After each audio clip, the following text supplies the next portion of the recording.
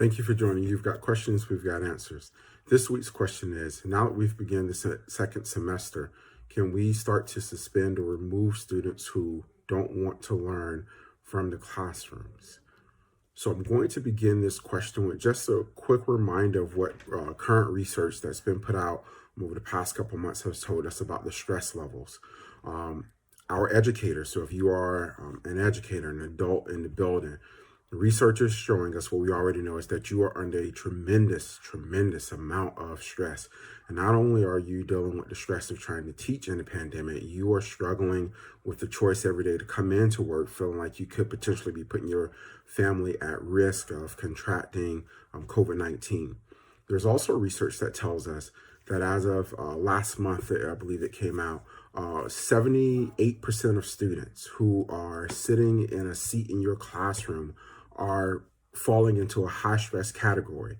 That high stress has been manifested as exhaustion, as short temper, as headaches and insomnia. That number goes up to 82% for students who have a part-time schedule. So part of the time they're remote, part of the time they're in person. That number jumps up to 84% for students who are solely remote. So I say that to say that we're all in very stressful times. With that being said, when we look at removing students from school, we start to get into impacting a student's ability to really gain and make the instructional gains that we expect for them to make. It also doesn't just impact the ability for them to make instructional gains, but also social, emotional, and behavioral gains because they're not receiving the instruction that they should receive. So regardless of the student type, a regular ed student or a student who is receiving support from ESC, exceptional student education, special education support staff, if we remove those students, we do a disservice by not allowing them to adequately benefit from the supports and services that they need. For the purposes of this response, we want to focus solely on students with disabilities.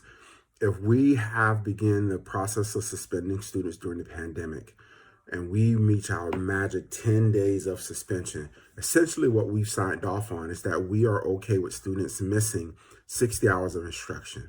And so we get the number for 6 hours of instruction based on an average school day is somewhere around 6 hours, and we take 10 days, 6 times 10, we have 60. So the question is, when students are misbehaving, what should be our response? One, we believe, or I think that most people would agree that behavior is communication. So we need to ask, what is the student trying to tell us?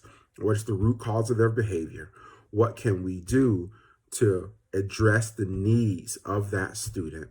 And then from there, we can look at moving towards dealing with the behavior. And so I don't think right now is a good time to say, because we're in the second semester, let's go ahead and start suspending these students. Their lives are stressful just the way that your life is stressful. I think that we need to look at their behavior, find out what's been communicated through their behavior, look for ways to meet the needs of the students who are being served in our class, particularly our most vulnerable students and our students who receive special education supports. Please like this video if it is helpful for you. Please go over to our YouTube channel where I have some resources listed as well as this video reposted with the supports and links to additional supports in the descriptor of that video. Thank you, and I hope that you have a great day.